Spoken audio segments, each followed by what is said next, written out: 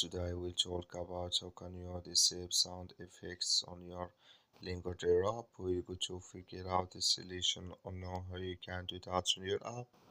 So you just follow this ways, then it's going to work with you. So all you have to do, so you just go down here, you click here on me down here.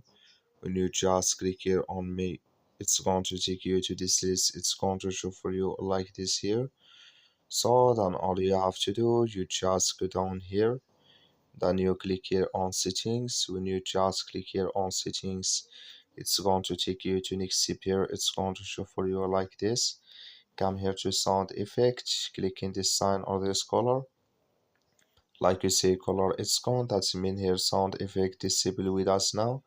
That's all you have to do. I wish you a great. That's all. Thank you for watching. Don't forget to support us by liking, subscribe.